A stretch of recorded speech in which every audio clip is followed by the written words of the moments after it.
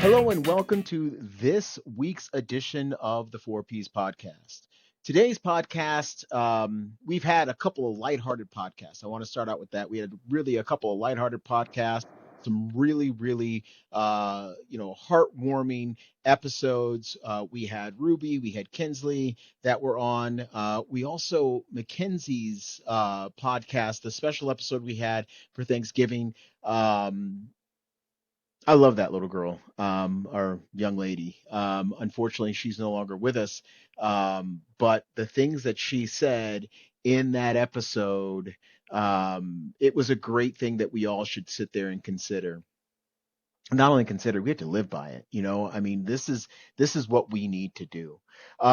Today's podcast episode, I'm going to tell you, if you have kids in the room, you might want to either be there to listen. I mean, there's nothing vulgar in this podcast episode. It is some serious business, though. It is some serious business that we're talking about. We are talking to Dr. Kelli Palfy, and she wrote the book Men Too.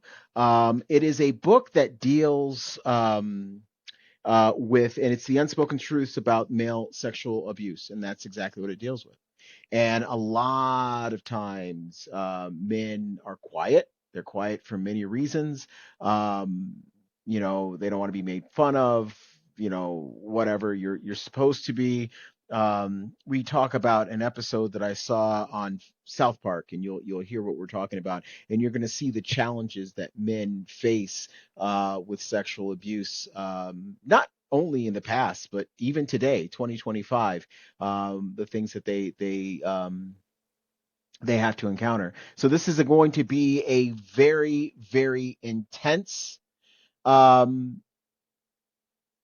episode, intense interview. We are going to be talking about things that you obviously you need to think about, but we're also going to be talking about things that are going to be sensitive in nature. When we come back, we'll have Dr. Kelli Palfy, all the way from the Edmonton area of Canada, Western Canada. We have a lot of guests from Western Canada. It's a great place. It's a great part of the country for sure, of their country for sure. It's a great place of the world. It is a great place. We'll be right back with Kelli right after this. The 4 Ps of You, expanded edition by Trunnis Goggins, is a powerful guide to personal growth built on 4 foundational principles: purpose, planning, passion, and persistence. In this expanded edition, Goggins shares real stories of trials and tribulations, his own and those of others, to inspire readers to reflect, reset, and rise. With added insights and practical exercises, this book empowers you to navigate life's challenges, unlock your potential, and live with greater intention and impact. The 4 Ps of You is available on Amazon, Barnes & Noble, and worldwide wherever books are sold. Welcome back to the 4Ps podcast. As I said in the very beginning of this podcast episode is not lighthearted at all. So I do want to give you a warning. I want to give you a warning again as we're getting into this topic, because again, like I said, this is it's not talked about a lot, but it's a very important topic. It is something that has been overlooked a lot in society, and we have someone here today, Dr. Kelli Palfy. She is from Canada, up in the Edmonton area, not too far from Edmonton. Dr. Palfy began her career working in adult and youth corrections, and later went to become an RCMP, Royal Canadian Mounted Police. And she was an officer there. She also specialized in investigation of sex crimes committed against children internationally. Upon retiring from the RCMP, she obtained her PhD in counseling psychology from the University of Alberta. She is trained trauma therapist and in private practice. She focuses on male survivors of abuse, first responders, and couples. She is also a respected speaker on male sexual abuse. She actually has a book out right now. I read that from the back. It's called Men Too. It is a topic that a lot of people, actually it's called Men Too, Unspoken Truths about male sexual abuse. Very touchy topic. First of all, I want to say welcome to the show. How are you doing? Great, thank you. It's an honor to be here, Trunnis. Thank you so much. Now, I do want to kind of start this out lighthearted. You were in the Royal Canadian Mounted Police, and Americans always think of the Royal Canadian Mounted Police from the, and I don't know if you ever saw this cartoon, and you're laughing because you know exactly where I'm going. Dudley Do-Right. Is that the No, truth? Yes, you've never seen no, Dudley Do-Right. nope, sorry, probably not. Oh, you know what? When you after we're done with this, you have to go on YouTube. There are Dudley Do Right cartoons, and it is a cartoon about this mounted police officer, Royal Canadian Mounted Police officer, who always did the right thing and could never do any wrong. And his name I was thought you were Dudley gonna Do say Right. that. I thought you were gonna say that show True North. That's why I was laughing.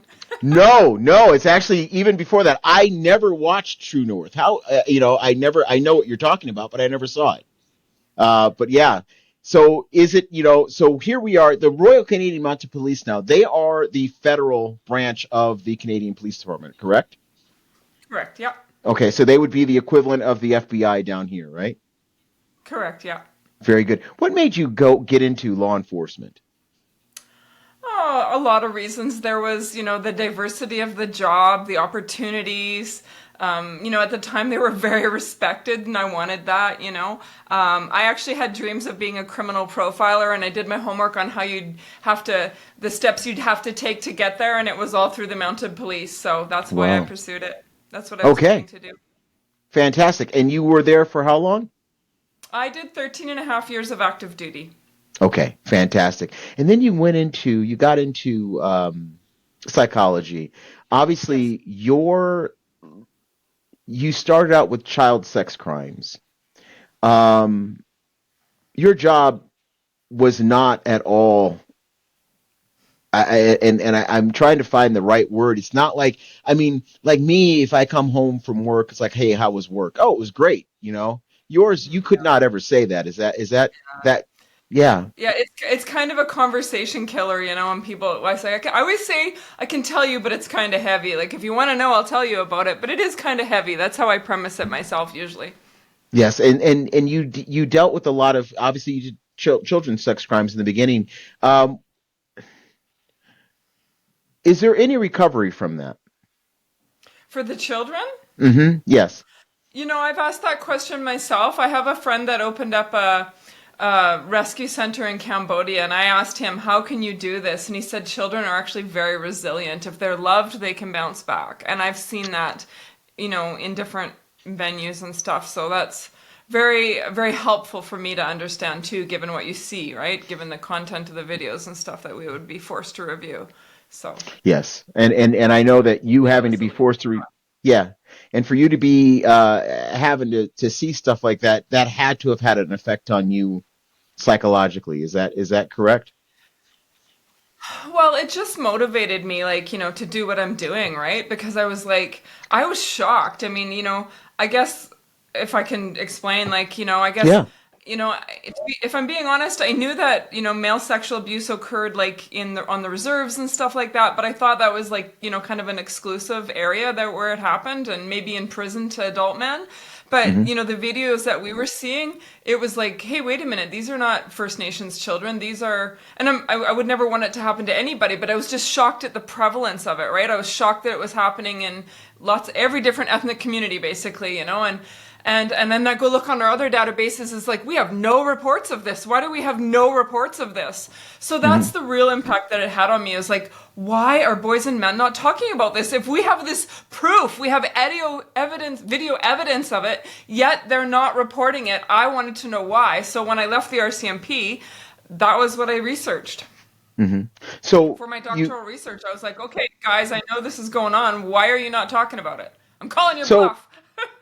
exactly. So now, okay. So why are we? And so I'm going to ask you a question. I don't want, without disclosing what's in the book. Why aren't men talking about it? There is a lot of reasons. There are a lot of reasons. They're very complex. They start out for one reason and they change throughout their lifetime. That was very interesting to me. So one reason that really surprised me, memory loss was one reason. Like, Mm-hmm. the events are so traumatizing, they actually physically block them from their memory. Sometimes it's involuntary, sometimes it's voluntary. I didn't even know you could voluntarily block your memories without Wow. substances, but apparently it's possible. Other reasons are boys are already doing what they're trained to do. So being protectors. So they protect their parents from information that they think would be too hard for their parents to handle, right? So Wow.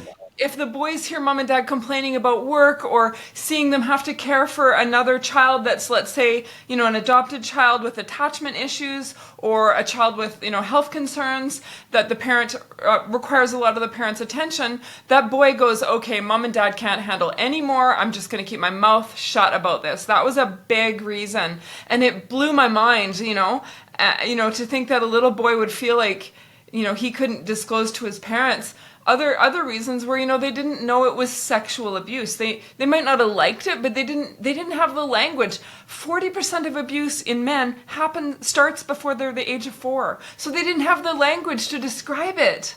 Right? And Right. offenders will target those vulnerable children whose parents have a lot on their plate, or yeah. That's I don't even know what to say. Do you I know that you go and do a lot of different events, and you go out and you raise awareness for that up in Canada. I personally met you in Chicago. And again, you absolutely opened my eyes to that.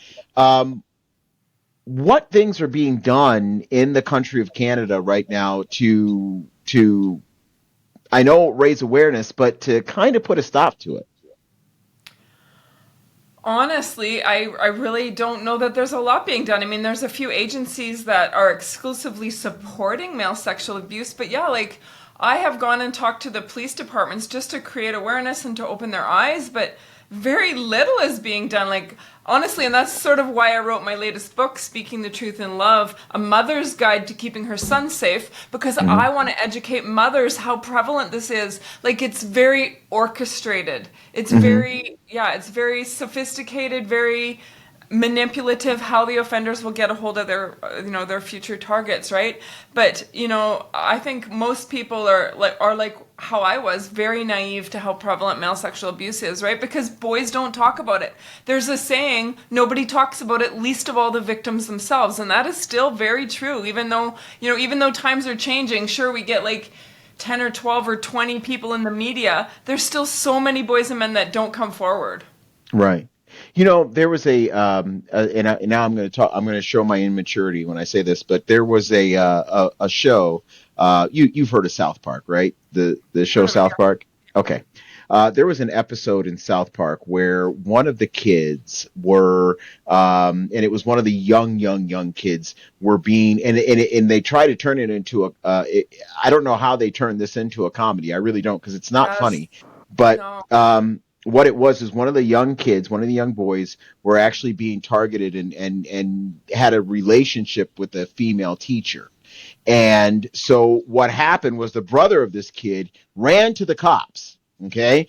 And this is exactly, I'm going to give you the scene. What happens? See, they go to the cops and they said, hey, my brother is, being, mistreated sexually.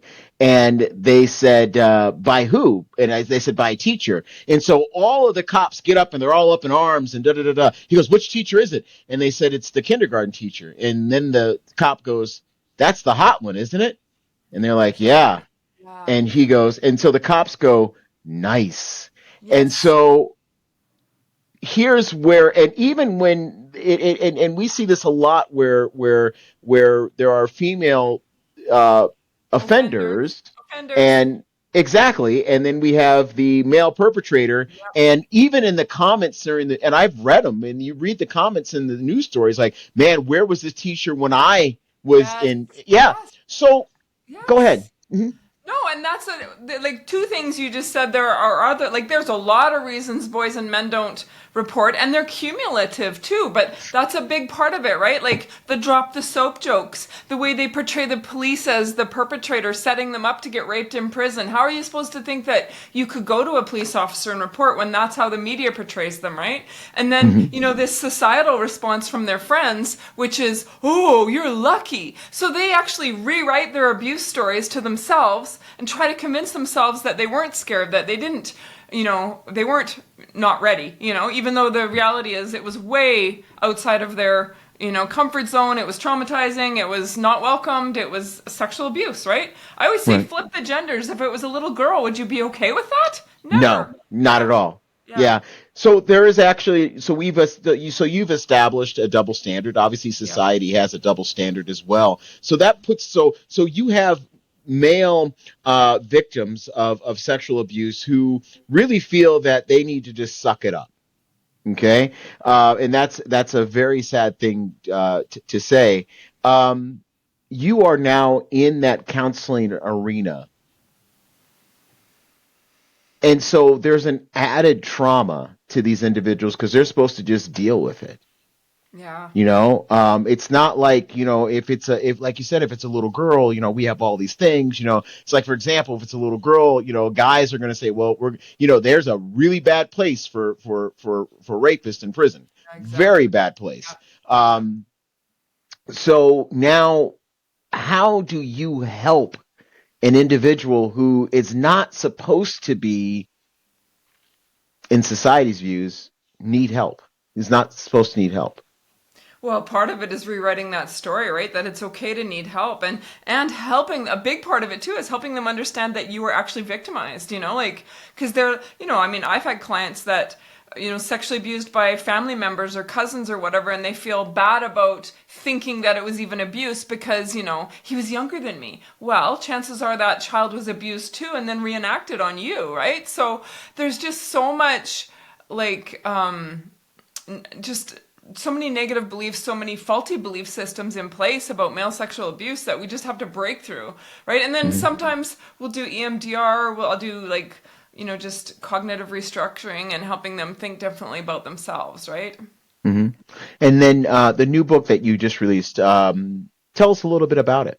Yeah, I just kind of so my first book is meant to create awareness for about male sexual abuse and support male victims. I talk a lot about the common trauma responses and, through the stories of the participants in my research, I disclose, what I found in my research, which was like all of the many, as many as I could in 13 interviews, all of the multiple reasons for why boys and men don't report and how that changes and morphs across their lifetime as they mature and as they understand sexual matters, in their adulthood. And, like the reasons they didn't report in their childhood are different than why they don't report as an adult.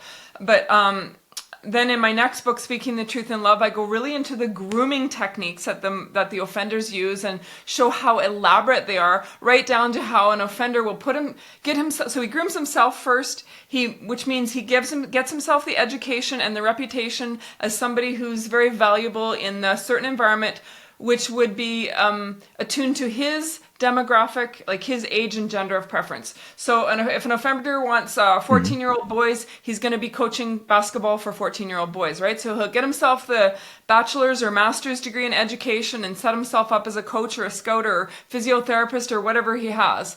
Then, he maybe won't be offending in that environment for a long time, or he doesn't get reported on, he gets away with it, he gets a group of alibis even that think he's awesome, and then, he'll find that vulnerable child who's maybe got a reputation for lying or low self-esteem or whatever, and then he just targets them, he lavishes them with love, affection, he befriends their parents, oftentimes, makes himself a valuable resource. And the other thing he will often do is get people in place, like let's say, like the gatekeeper, the secretary or somebody like that. You ever wonder why so-and-so gets to keep their job when they're not really competent?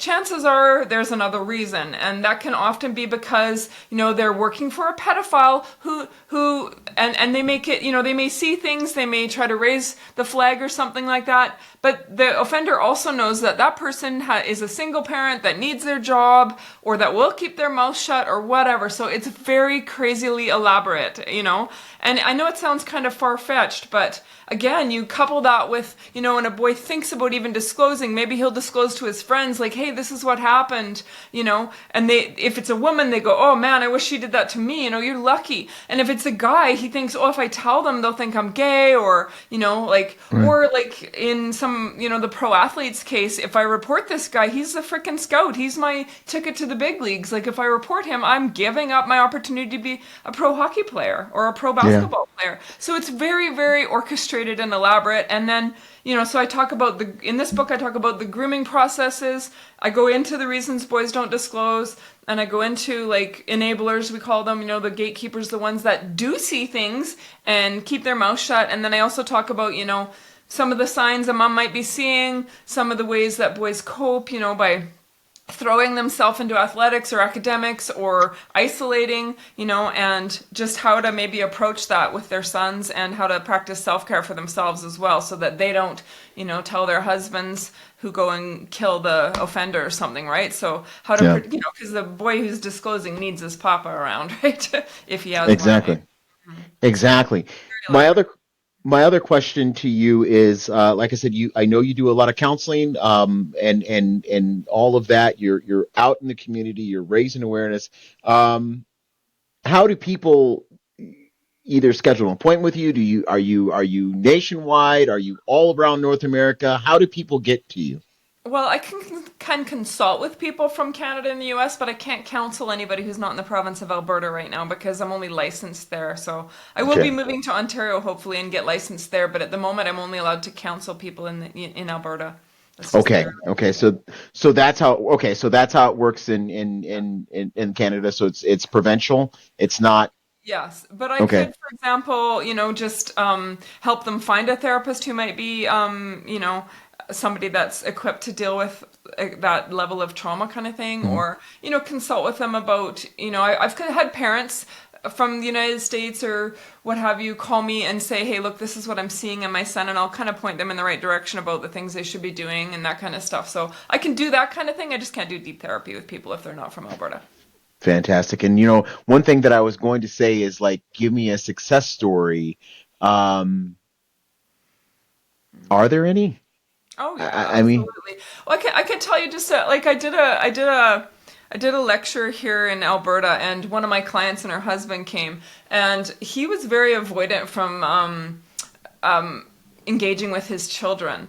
And I said, well, in my mind, I know that men will often be avoidant of their children if they're victims of sexual abuse, because they sometimes worry that, I don't know how this happens. I don't know how somebody starts offending against a child.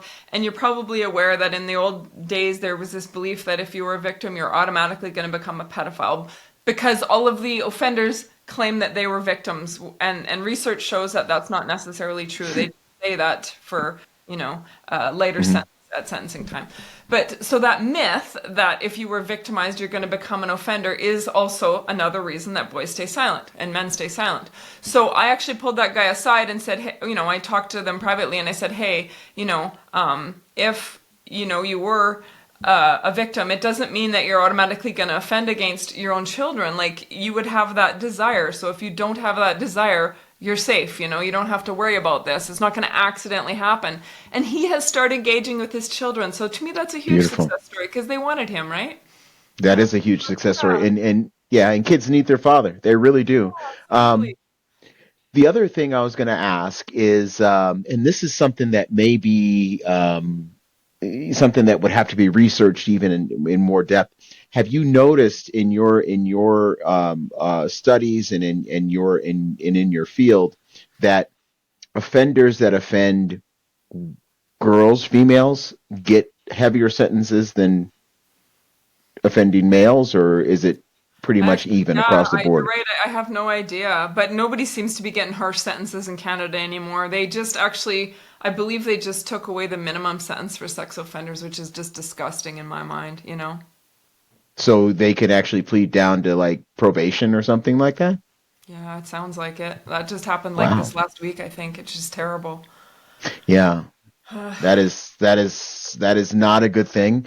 It really isn't. We have to protect our kids at all costs, and I'm glad there are people like you out there doing it.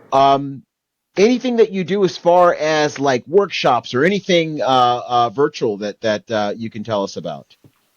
Not at the moment. I've been doing a podcast, but I'm trying to move right now, so I've kind of put that on hold. I was just doing it on Facebook. It's called Reality Bites, but Hmm. um, yeah, no, I just finished my second book this last year, so it's been sort of a nice time to just take a bit of a break.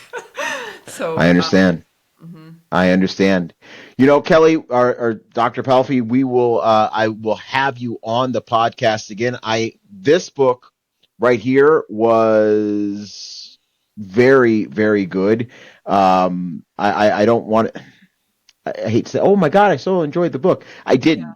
I mean, I wasn't reading that to enjoy it. It wasn't yeah, good reading. It was very informative reading. It's a yeah. book that people should definitely go out and get. Your other book, could you show us to us again so we can see? Very good. Speaking the Truth in Love. Again, it's Dr. Kelli Palfy. You can get it on Amazon, Indigo, Barnes and Noble, all that good stuff. Yes, Fantastic. yes. Make sure you get it. I will have a link in the podcast notes so you can just go right to it. It's a very important topic. Like I said, this was not going to be a podcast episode where, this was not a lighthearted podcast episode in any way, shape, or form, but it needs to be brought out. If you are a parent, you need to look at it. You need to see what's going on, and not only for young boys, but for young girls as well. I'm not saying don't, Yeah, And go ahead. absolutely. Oh, Yes, absolutely. I and was going to say fathers are more than welcome to read my book, and there's lots of information in there that will apply to both genders. absolutely. Okay, Dr. Kelli Palfy, thank you so much for being on the program, Thank you. and we will be right back right after this. From the pain of losing a child to the courage of veterans finding new purpose. From the grief of friends and family gone too soon to the redemption of those who've fallen and risen again. Each story reminds us that even in our darkest moments, there is light. Even in heartbreak, there is healing. Even in loss, there is love, because these are stories of loss. Stories of struggle, stories of hope. Welcome back to this final segment of the Four Ps podcast. Like I told you, it was intense. And you were wondering if you're listening to the Four Ps podcast and you say, "Oh, we always talk about entrepreneurship. We talk about mental health. We talk about things like things that people have gotten over and have gone on and become successful people." Yes, we do. But I'm going to tell you, there may be unresolved issues that you have. There may be things going on in your life that you have to deal with, and even things this deep, um, that will stop you from getting and achieving your four Ps. It'll stop you from, even it could even get you to the point to where you abandon your purpose if you don't deal with certain mental health issues. And I'm going to tell you, having something like this for men, if this happens to you and you don't talk about it, you're going to have a problem. Also, like I said, and we brought this up in the interview a couple times, having something like this come up for women, it happens to women far too much. Um, it really does. It's almost to the point to where, I've heard stories before and they talk about it like almost like it's just a part of life. I have to accept it. And that's wrong. That's absolutely wrong. So if you have an issue, reach out to Dr. Kelli Palfy. If not, I mean, there is going to be information in the podcast notes. Please reach out to her if you have to. Also, reach out to somebody even closer. I mean, she's in Edmonton, so if you're in the Edmonton area, definitely reach out. She does talk to people worldwide. She did bring that up in the interview. But if you do need to get somebody and get to somebody quick, she'll have suggestions for you. But also, if you need to get to somebody and get somebody quick, and I don't care where you are in the world, reach out to them, get the help you need. It is imperative that you do that. And that's all I'm going to say about that. This episode is not an episode where I have jokes or anything like that, because this is just a serious topic. Next week, we are going to be talking to an individual who the moment I met her, I was intrigued by her story. And the thing is when you talk to her and when you hear her story and when you see her demeanor, you're going to be like, how did you get through this and still have a smile on your face? Her name is Shaw. She's out of Tasmania, which is a state in Australia, and you're going to love her story. The moment we talked, she became an instant friend. She's became an instant inspiration. Great person, and you're going to love her story. You're going to love what she's doing. She's not taking her pain and living with it. She's taking her pain and leveraging it to help other people, not only in Tasmania, but throughout the world. We'll be back next week with Twee Shaw. Until then, again, like I said, Dr. Kelli Palfy, her story, it's not even her story. Her expertise and what she does is very valuable. If you have any issues at all and you need to reach out to talk to somebody, please do it. Don't be ashamed. Don't be embarrassed. None of that. Just go out and do it. We will be talking to you next week. Until then, goodbye.